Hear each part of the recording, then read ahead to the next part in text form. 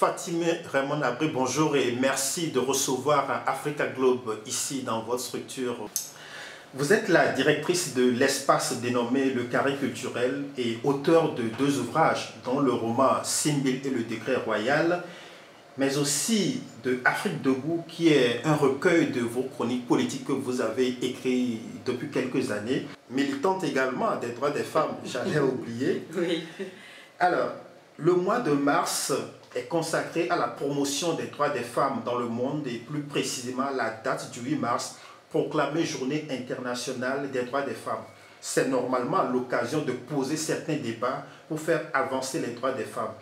Alors, quelles sont vos impressions autour des différentes activités qui se sont déroulées durant ce mois de mars sur la question? Assalamu alaikum et merci à Africa Globe TV pour cet échange autour d'une question très importante et qui nous tient à cœur, la question des droits des femmes. Effectivement, comme on a l'habitude dans la mesure où ça a été institutionnalisé par les Nations Unies, la journée du 8 mars et au-delà, le mois de mars est un mois consacré à toutes les questions qui intéressent les femmes.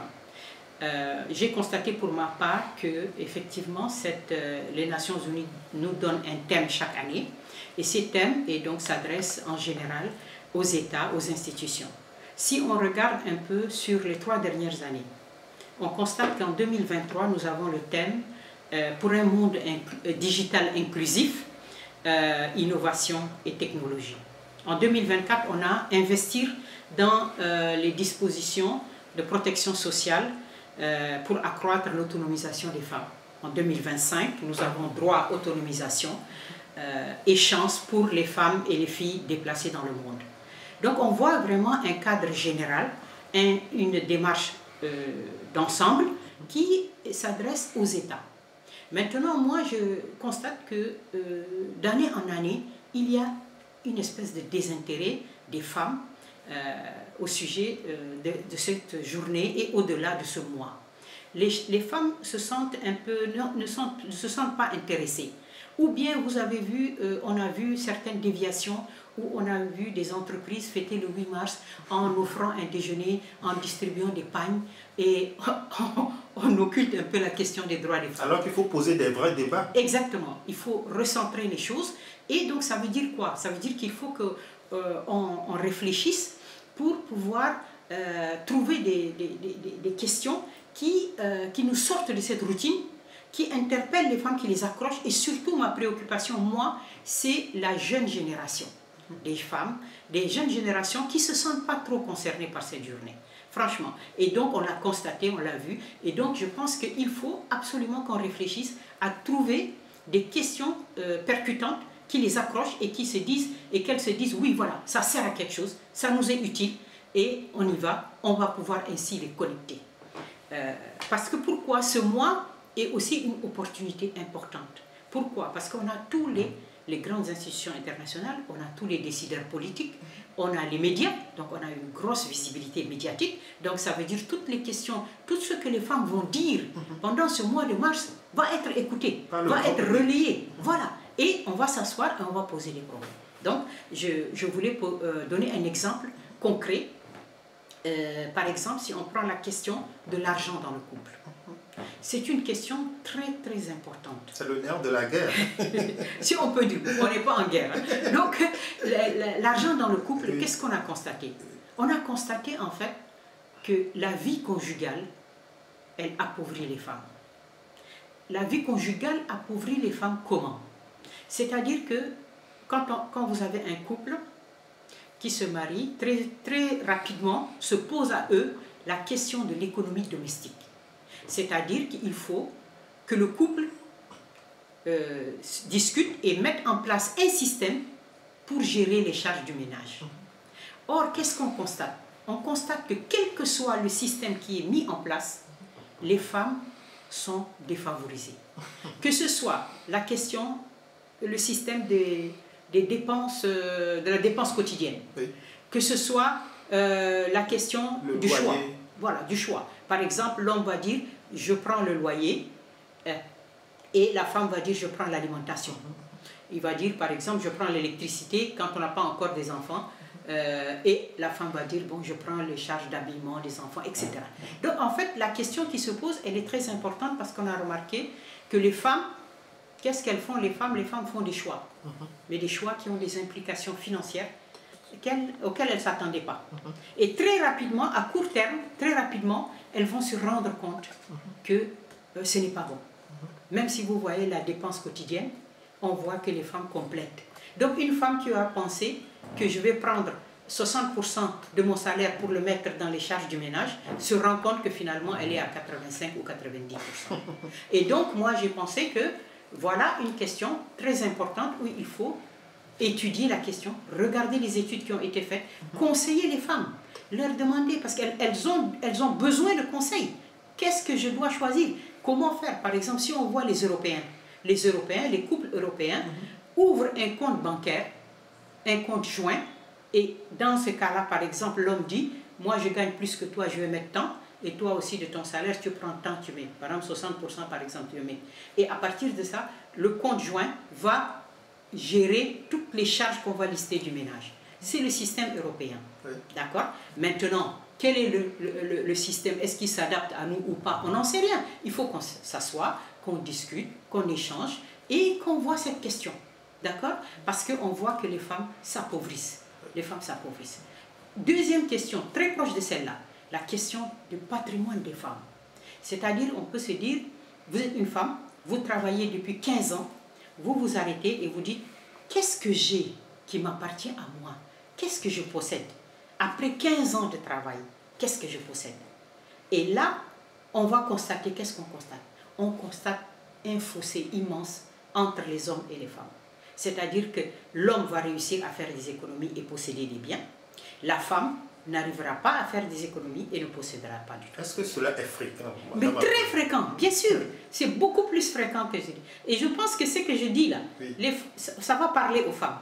Nous sommes des femmes, nous avons grandi dans des familles, oui, nous savons c'est quoi, l'ampleur de ce que les femmes mettent dans leur ménage. Vous voyez? Et donc, je pense que c'est très très important qu'on s'arrête et qu'on discute. Et si quand on prend des questions comme ça, ça va parler aux femmes, oui, ça va leur parler et elles vont automatiquement s'intéresser et étudier la question. Mais il y a les ménages dans lesquels les femmes ne travaillent pas. Oui. Dans ce cas, le problème ne se pose peut-être pas, non?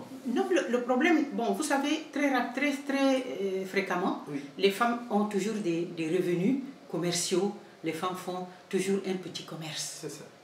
C'est ce petit commerce que la dame vend des cacahuètes, qu'elle vend des tomates, des salades, qu'elle vend du lait caillé sur les bords de la route.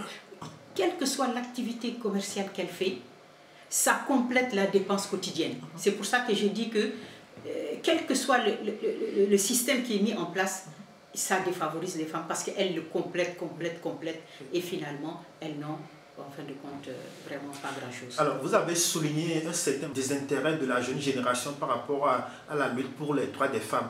Est-ce qu'elles ne sont peut-être pas conscientes que les droits dont elles jouissent aujourd'hui sont le résultat d'un long parcours et de combat? Mais alors qu'aujourd'hui, même elles ont des possibilités avec les réseaux sociaux de, voilà, justement, se faire entendre. Oui, pourquoi elles ne profitent pas? Non, je pense que dans toute lutte, oui, vous savez, quand on organise des luttes, et d'ailleurs quand vous voyez le cheminement de l'avancée de la lutte des femmes, ça a toujours été une lutte collective. Quand on dit l'union fait la force. Donc si vous êtes dans votre côté, sur votre page Facebook, sur les réseaux sociaux, ça ne mène nulle part. C'est le cas dans un cadre collectif organisé où vous allez avoir une pensée, c'est-à-dire on va plancher sur un sujet qui sera bien vu sur le plan juridique, sur le plan politique. On va identifier quels sont les obstacles qu'il faut franchir, quels sont là où on a un terrain qui est propice ou pas. Donc ça, on va déterminer, après avoir fait une pensée étudiée, on va déterminer les modalités d'action, oui, comment on va agir, d'accord? Et enfin, comment on va organiser la lutte, la mobilisation pour atteindre les objectifs. Donc cette stratégie-là, elle ne peut être que dans... C'est pour ça que j'ai dit qu'il faut les connecter à nous, il faut les connecter aux anciennes pour qu'elles puissent être mobilisées et autour, elles posent aussi les questions qui les intéressent. Fatima Raymond Abré, alors à votre avis, globalement, sur quel levier faudrait-il agit pour obtenir une nette avancée sur les droits des femmes par rapport à la situation des femmes en Afrique? Alors, c'est une question très importante. Moi, je pense que c'est ma vision des choses. Je pense que l'Afrique, elle est multiple, elle est variée, et les situations ne sont pas les mêmes. D'accord?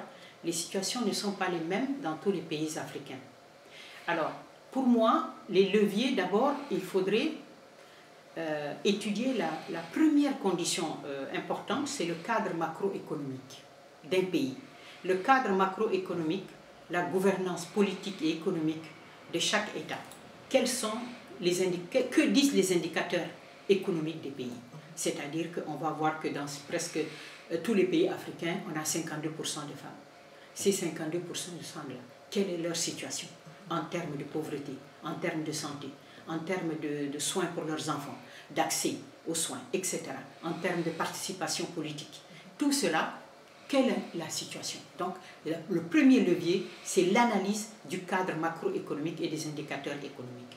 Et puis ensuite, nous avons des conditions, un levier qui est inhérent, si on peut dire, aux femmes personnellement. C'est-à-dire que les femmes elles-mêmes, elles doivent se former. Et elles doivent bien se former. Elles le font. Elles doivent,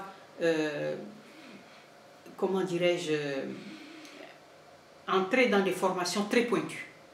D'accord? Entrer dans les formations très pointues, développer leurs compétences, avoir une expertise avérée. Et de plus en plus, elles le font. Mais en même temps, il faut qu'elles aient de l'expérience. Parce que vous savez que parfois, on vous dit, d'accord, vous avez des diplômes, mais vous n'avez pas d'expérience. Donc, elles vont essayer d'avoir de l'expérience. Et je dirais que ce qui caractérise, quelque chose qui caractérise, qui est très important, qui caractérise les femmes africaines, c'est conduire une lutte patiente. Les femmes africaines, très patientes, c'est-à-dire qu'elles ont grignoté des espaces, elles ont franchi des obstacles, enjambé des difficultés, lentement et sûrement. D'accord? Et n'oublions pas quelque chose d'important, c'est que les femmes doivent concilier la vie privée et la vie professionnelle. Donc, cette charge mentale du foyer, de la gestion du foyer, en plus de la vie professionnelle, suppose que pour leur progression, pour leur avancée, les femmes ont besoin de l'aide nécessaire de leur famille, de leurs enfants, de leurs conjoints, de l'environnement, qui les soutiennent, qui les aident pour pouvoir progresser. C'est fondamental. Et autre chose, on a aussi vu que ce qui a aussi aidé les femmes, c'est l'évolution d'une mentalité qui est positive. Cette mentalité positive, c'est quoi? C'est au niveau de la gouvernance politique. C'est-à-dire que vous avez la reconnaissance des performances des femmes. Et donc, leur nomination dans des postes. Et on voit que même, par exemple, depuis un certain temps, au moins plus de 15 ans, si vous voyez, dans les grandes institutions internationales, on encourage des candidatures féminines. Donc, les gens ont conscience que les femmes bougent, que les femmes étudient, qu'elles ont des performances, qu'elles ont des résultats.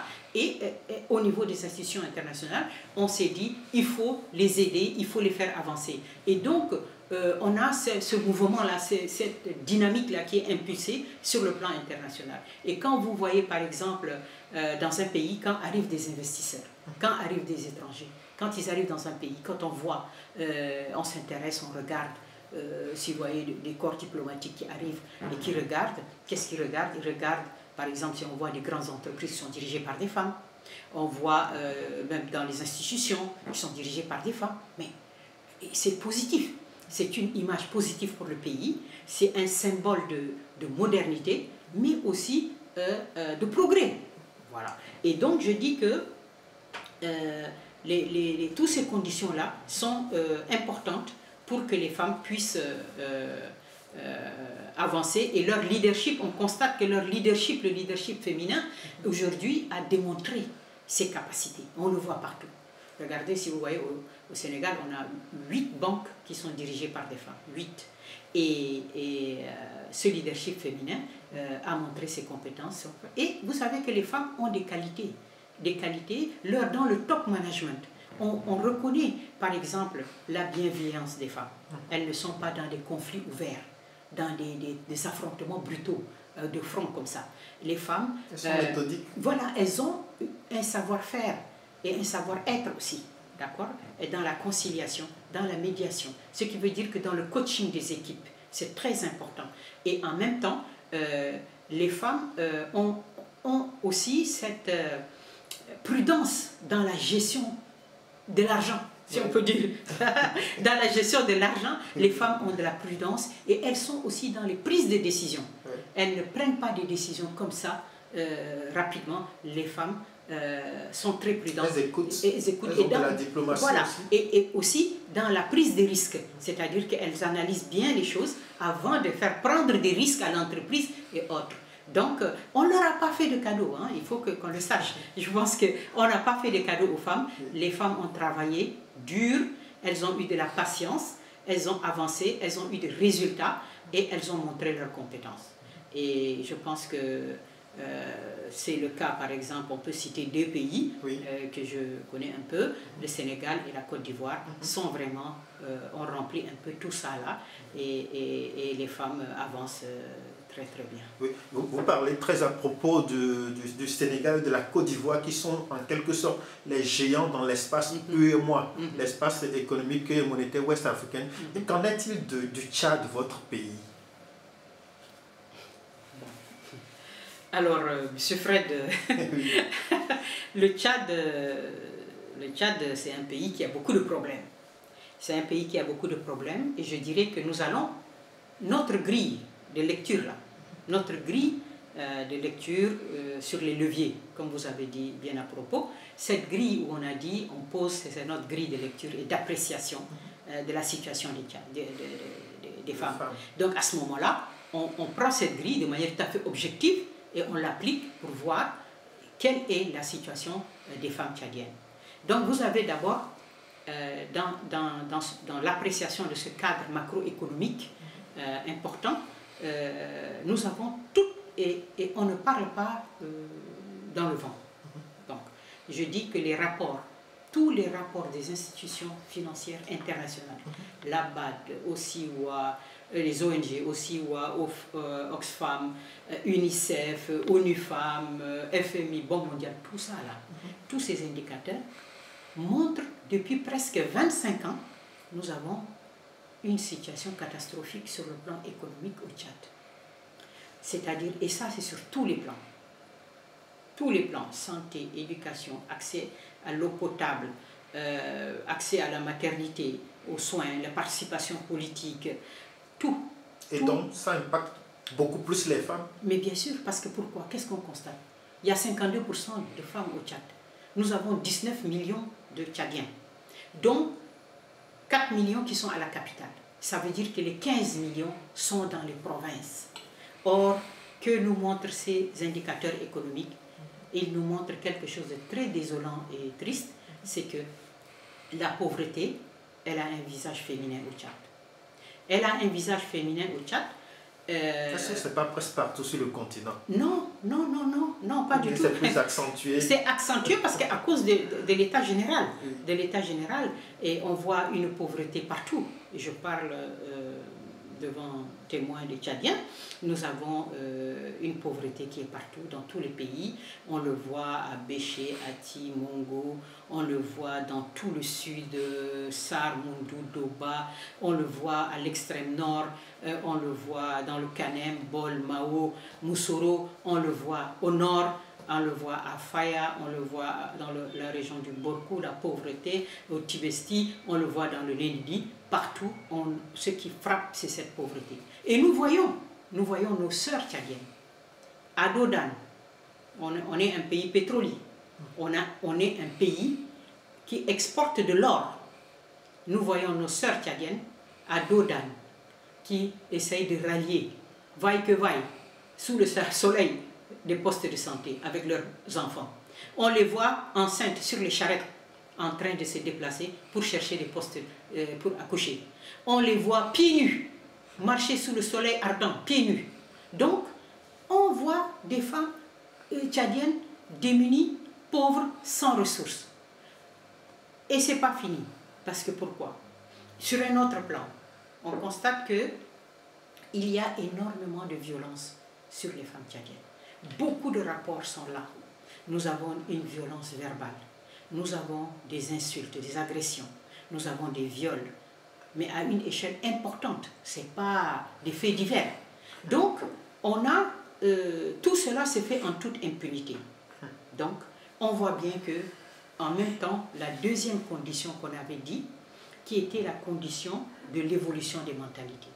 Et ça, je le dis vraiment, c'est quelque chose de désolant, parce que depuis un certain nombre d'années, nous avons un concept qui a été inventé, qui n'existait pas avant au Tchad. Ce concept s'appelle Marasakit. Marasakit, c'est Mara, ça veut dire femme, Sakit, ça veut dire de rien du tout. C'est-à-dire quelque chose qui n'a aucune valeur, de rien du tout. Même un animal, c'est meilleur. Donc, on a ce concept illustre le mépris total envers les femmes tchadiennes. C'est tellement désolant. Et en Qui fait, a inventé le concept? ce sont les gens du pouvoir. Et personne ne combat le concept? Non, parce que on le voit, on va le voir. Parce que c'est stigmatisant déjà. Absolument, c'est stigmatisant, c'est méprisant. Et ça illustre, c'est ça qui est le point qui va nous donner la vraie lecture de la réalité de la situation des femmes. Parce que ça, là, ce concept-là, qu'est-ce qu'il entraîne? Il entraîne une négation des droits des femmes. Et on va le voir de manière très précise, à travers un point central. Oui. Le point central qui est la non-adoption du code de la famille. Donc, ce code de la famille, ça fait, je crois bien, 16 ans qu'il n'a pas été adopté. Pourquoi? Parce qu'on voulait faire des réformes et il y a eu des divergences et ça a bloqué. Mais dans tous les pays, rappelez-vous, même au Sénégal, quand on a eu à adopter le code de la famille, ça a été des débats houleux, des choses invraisemblables. Au Mali. Voilà, partout. Donc, mais l'État a ses responsabilités. Oui. L'État prend ses responsabilités et l'État mène les débats, oui, essaye de rapprocher les gens pour arriver à avoir. Parce que le code de la famille, il gère tous les problèmes de mariage, de divorce, etc. Donc, qu'est-ce que fait l'État? L'État abandonne les citoyennes tchadiennes. Donc, on a laissé tomber cette affaire-là, de code de la famille, là, depuis 16 ans. Donc, à chaque année, vous voyez, c'est ça qui est intéressant, à chaque année, au moment de la Journée internationale des droits des femmes, nous avons les femmes qui inscrivent sur leur plateforme la nécessité d'adopter le code de la famille. C'est juste l'inscrire sur la plateforme. Et après, l'année prochaine, rebelote, on le réinscrit encore, à nouveau, sans rien faire. Rien ne bouge. La preuve, c'est qu'on est 16 ans après. Donc, ça là, c'est très important parce qu'en fait, qu'est-ce qui se passe? Quand on n'a pas, on ne sait pas qu'est-ce qui nous régit. Donc, vous allez avoir des ordres judiciaires comme ça qui vont s'imposer par empirisme, mais pas par... Vous voyez? Donc, ça veut dire que vous avez un homme qui va venir dire « Je veux divorcer, mais moi, mon ethnie, dans mon ethnie, nous, on récupère nos enfants. C'est à nous les hommes. Donc, les femmes n'ont pas le droit. » Même s'ils sont mineurs? Oui, oui. Même des bébés de 2 ans. Ah oui? On a vu des bébés de 2 ans être retirés à leur maman. Et moi, je dis, c'est quelque chose d'indigne. Parce que moi, je ne connais pas de civilisation qui prend des bébés de 2 ans qui les arrache à leur mère. Toutes les civilisations, on laisse les enfants au moins 7 ans, jusqu'à 7 ans, pour le bien-être de l'enfant. Vous voyez, on arrache les femmes tchadiennes perdent leurs enfants. Et elles ne peuvent... Alors, il y en a d'autres, en l'absence de l'eau. Qu'est-ce qu'il dit? L'autre monsieur va dire, ah oui, moi, dans notre communauté, c'est moi seul qui actionne le divorce. C'est moi qui l'actionne. Toi, tu n'as pas... Voilà, la femme ne peut pas divorcer. Ah oui. Et voilà, je ne peux pas. Voilà, je ne peux pas. Quel que soit ce qu'elle subit. Quel que soit ce qu'elle subit, c'est lui. S'il accepte, il ne va pas. Si on le supplie, si on lui dit, s'il fait un chantage, on cède à son chantage, ok. Donc, l'homme ne peut pas... c'est l'homme seul qui... La femme ne peut pas. Donc, elles perdent la capacité de demander. Et l'État, où est l'État encore? L'État a encore abandonné. En fait, qu'est-ce qu'on voit? Pas d'adoption du code de la famille, des abus de pouvoir, abus d'autorité. Hein? La personne qui impose de prendre son enfant, ça, ce sont des gens qui ont du pouvoir. D'accord? Sinon, on fait une bataille rangée, n'est-ce pas? Voilà. Et l'État est absent. L'État n'existe pas. Bon, excusez-moi, en parlant du code de la famille, vous dites qu'une ethnie peut venir dire dans mon ethnie, ça se passe comme ça. Oui. Est-ce qu'également du côté des religions, est-ce qu'il y a aussi des religions qui viennent dire, moi dans ma religion c'est ça? Vous savez que la question, comme je vous ai dit, on a 3 ordres. Oui. 3 ordres, enfin si on peut dire 3 ordres judiciaires qui sont là. Oui. Nous avons les tribunaux civils, nous avons le comité islamique et nous avons les tribunaux coutumiers. Ah, très bien. Et sauf que il n'y a pas, on ne connaît pas quelles sont les règles de compétence entre eux. Donc ce qui veut dire qu'un couple va dire je vais aller aux tribunaux civils. Par exemple, les tribunaux civils donnent raison à la femme et le monsieur rejette. Ah oui.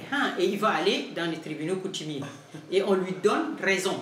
Et là maintenant, il va actionner ses moyens, l'intimidation et tout pour avoir gain de cause. Et l'État ne dit rien. Et qu'est-ce qui perd systématiquement? Ce sont les femmes. Elles perdent leurs enfants, elles perdent la possibilité de divorcer. Et en même temps, autre chose très importante et qui a un impact fort sur les familles, c'est la question, vous savez, l'organisation, je parle dans le cadre des mariages musulmans. Donc nous avons la première cérémonie qui s'appelle la Fatiha, la cérémonie du mariage religieux, où la dot est versée, d'accord, devant les imams et tout ça. Et puis après, vous avez les mariages, comme vous savez, avant que la mariée regagne son foyer, vous avez la poursuite des différentes procédures, d'autres événements, c'est-à-dire la constitution du trousseau de la mariée. Et cette constitution du trousseau de la mariée, elle se fait par, on offre des bijoux aux femmes, d'accord? Et ainsi, après, la femme va chez elle et le mariage est terminé, n'est-ce pas? Donc, vous avez ce système-là, où on offre des bijoux aux femmes dans le cadre du mariage, et après, par exemple, vous prenez 1 an après, 2 ans, il y a un divorce bien, ce sont les choses de la vie. Et le mari dit, ok, je veux mes bijoux. Ah oui? Oui, oui. Le mari dit, je veux mes bijoux. Et exige, met le poids qu'il faut, les menaces et tout, pour avoir récupéré ses bijoux. Donc, ce sont des choses qui n'existaient pas au Tchad. C'est très important. Ce n'est pas des éléments de la dot? Si, ça fait partie du trousseau. On n'a pas à le rendre. Ça t'appartient. Mais c'est pour vous dire, je dis même quelque part, c'est indigne. C'est indigne d'un homme. Vous mariez une femme, vous restez avec elle 1 an, 2 ans. Parfois, vous avez même 1 an, 2 enfants. Et vous revenez, vous dites, je veux récupérer les bijoux. Pour faire quoi? Pour les prendre et pour aller se remarier avec. Je dis ça, c'est vraiment incroyable. Et ça aussi, ça a un impact fort parce qu'on dépouille complètement les femmes. On a vu tout à l'heure, on leur a enlevé leurs enfants et maintenant on les dépouille. On les dépouille de leurs bijoux. Vous voyez, c'est incroyable. Et l'État laisse faire. Et en même temps, ce qui est assez particulier, c'est qu'en même temps, on a une espèce de propagande officielle qui dit le gouvernement tchadien est composé de 30% de femmes. Ah, oui, oui, il y a 30% de femmes. Mais quel est l'impact? Mais qu'est-ce que vous faites aux femmes là, hein? Il y a de la violence verbale, il y a des agressions physiques, on leur prend leurs enfants, on les dépouille et on dit parallèlement il y a 30% de femmes dans le gouvernement. Mais ça là, c'est de faire valoir. Parce que vous voyez, nulle part, membres du gouvernement femmes, députés, femmes, les femmes députées, nulle part, je n'ai entendu quelqu'un se lever pour parler de tous ces problèmes que je vous ai cités, qui impactent la vie quotidienne des femmes. Pourtant, il y a des députés femmes. Et pourtant, il y a des députés femmes et il y a des ministres. Donc, ça veut dire que le système-là, qu'on a plaqué sur ce pays-là, donc, il dépasse de loin le cadre des femmes. Elles n'ont même pas l'ouverture pour poser le problème. Vous voyez que je vous ai parlé tout à l'heure de la non-adoption du code de la famille. Chaque année, ils le mettent sur les plateformes. Point final. Et on reprend l'année prochaine. Ça fait 15 ans que ça dure. Donc, cela veut dire qu'il n'y a pas d'ouverture pour permettre aux femmes de parler sincèrement de leurs problèmes. Parce que automatiquement, leurs problèmes renvoient à l'attitude de l'État. À l'attitude de l'État qui a laissé complètement donc, la petite élite donc, de femmes, ministres, députés, cette petite élite politico-administrative qui tourne autour du pouvoir, mais elle est obligée de se taire. Elle est obligée de faire profil bas ou de faire les louanges du pouvoir sans vraiment se mettre à défendre les femmes. Vous voyez? Donc, pourquoi? Parce qu'en fait, on avait parlé tout à l'heure, que la question importante, c'était l'appréciation un autre des leviers, c'était la diversité. Oui. Vous voyez, l'appréciation, le gouvernement, la gouvernance politique accorde de l'importance à la diversité. Et cette diversité, elle s'applique aussi aux femmes. Et c'est sur ça, en disant, on actionne le levier diversité, c'est pour ça qu'on a mis 30% de femmes. Oui, mais, dans le gouvernement. voilà, mais qui ne peuvent pas se parler de leurs problèmes. Hein. Oui. Donc, alors, ce que je dis, c'est quoi? C'est que quand on regarde bien le système politique qu'il y a au Tchad, c'est quoi? C'est que la gouvernance politique du pays, puisque c'est elle qui a un impact sur la vie des citoyens. Cette gouvernance, son ADN, si on peut dire, l'ADN de la gouvernance politique au Tchad n'accorde aucune place à la diversité, à l'échelle nationale. Si cette diversité n'est pas à l'échelle nationale, c'est-à-dire que vous n'avez pas parmi ces 19 millions de Tchadiens, hein, ces 19 millions de Tchadiens de toute origine, qui doivent normalement, dans le cadre d'une gouvernance normale, d'une bonne gouvernance, si on peut dire, inclusive, doivent participer à la gestion de la chose. Donc il n'y a pas de représentativité différente. Non, il y a des faire-valoir. Vous comprenez, c'est très important. Vous avez des faire-valoir. Mais quand vous voyez la radioscopie, quand vous scannez l'administration tchadienne, qu'est-ce que vous voyez? Vous voyez la culture de l'entre-soi. Vous avez les clans, vous avez les familles, les belles familles, les sœurs, les quoi, qui trustent tout, qui ont une main basse sur tout ce qui a de l'argent dans le pays. Que ce soit le fruit du travail de ces 19 millions de Tchadiens, que ce soit les ressources minières et autres. Vous comprenez? Tout ça là, c'est capté par un clan, la culture de l'entre-soi, les familles, le clan, les belles familles, la sœur, la belle-sœur. Vous prenez le scan, c'est ahurissant. Le scan de tous les postes juteux, de toute l'administration, tous les DAF, mais c'est impressionnant. C'est-à-dire que ce n'est pas la gestion d'un État, c'est comme si la gestion d'une propriété privée. Oui. Vous voyez? Donc on s'étonne avec une telle gestion, hein, qui est là depuis 25 ans, on s'étonne que nous sommes derniers en tout, M. Fred.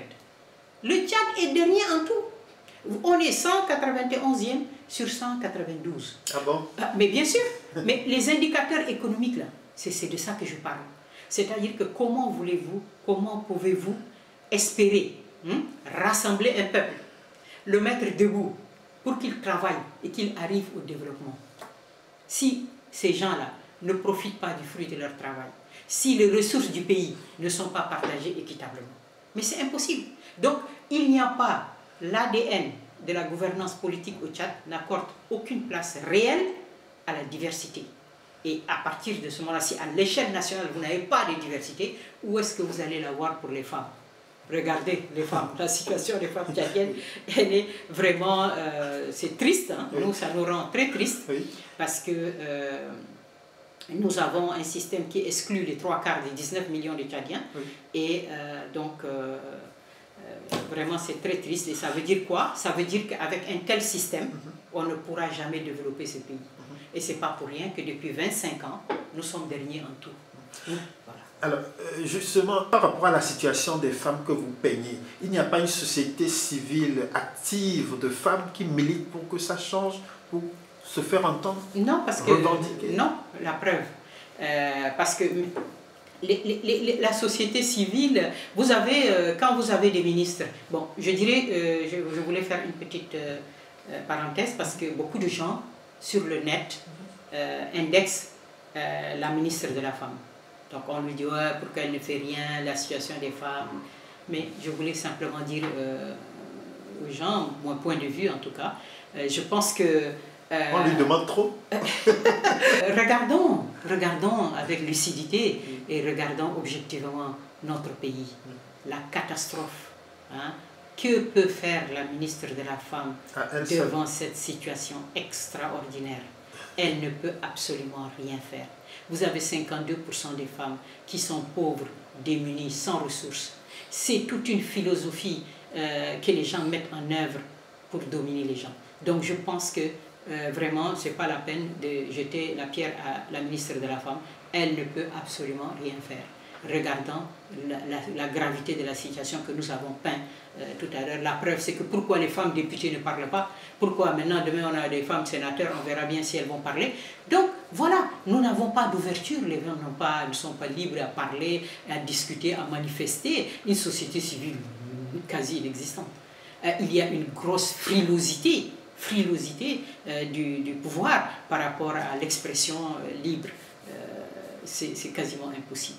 Et nous, ça nous rend vraiment tristes parce que nous savons que nous avons un pays qui a beaucoup de potentialités, beaucoup de richesses, et nous avons un peuple aussi extraordinaire qui travaille et qui malheureusement ne bénéficie pas des fruits de son travail. Alors, Madame Fatimé Raymond Abré, peut-être on a oublié de le dire aussi, vous êtes ancienne première dame du Tchad. Alors, par rapport à la situation de la gouvernance que vous avez peinte, qu'est-ce qui peut changer? Est-ce qu'une alternance peut impulser quelque chose pour le Tchad? Et cette alternance, est-ce qu'il est facile de la réussir un jour? Il n'y a pas de possibilité d'alternance. Je suis désolée. C'est impossible. C'est une utopie. L'alternance démocratique, c'est ce que vous dites, hein? Oui, l'alternance démocratique des élections libres. C'est ça. C'est impossible. Avec un opposant au pouvoir. Non.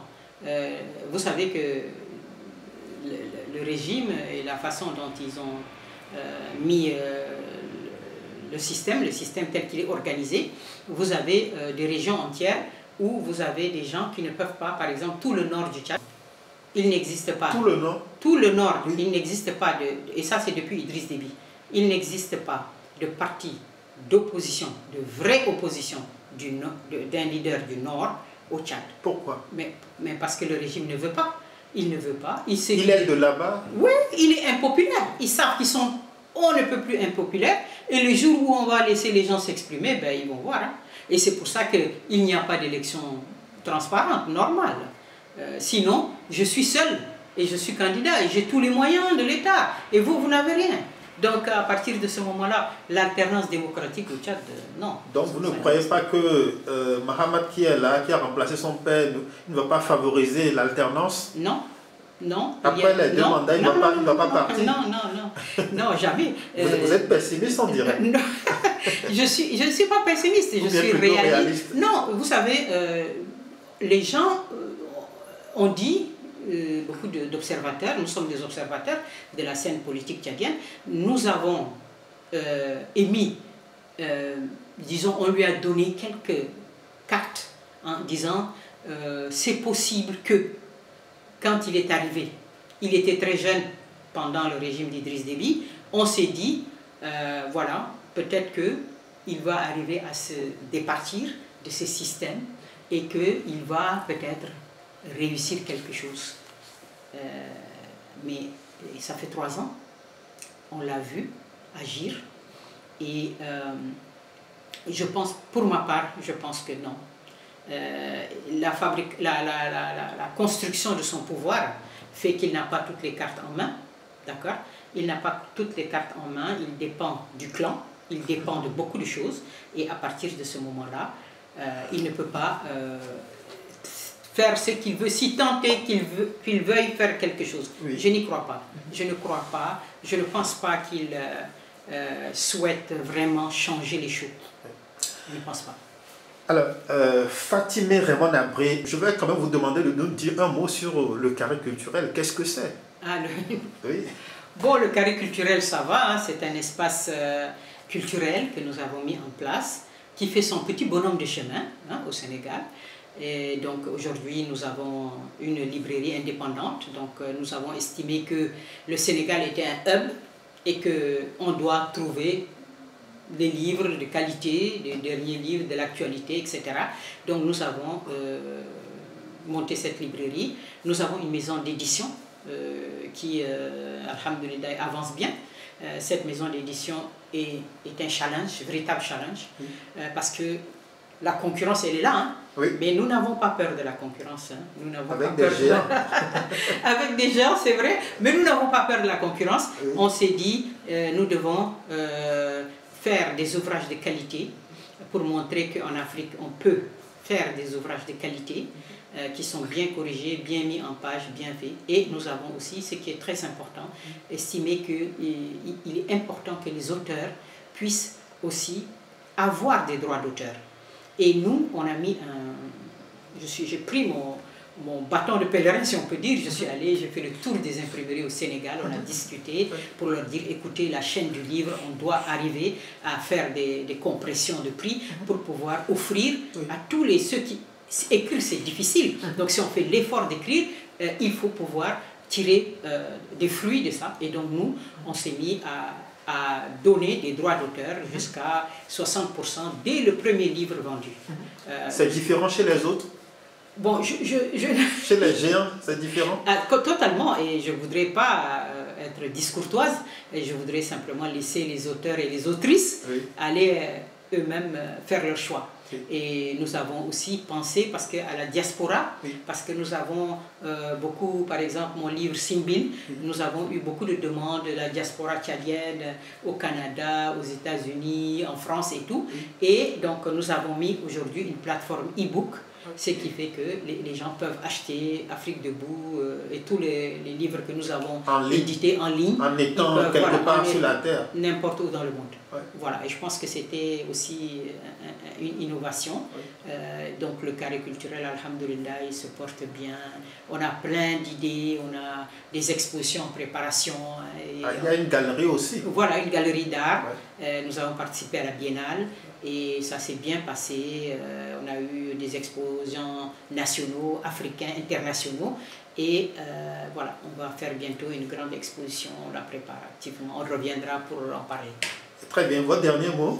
Merci. Merci à Africa Globe TV.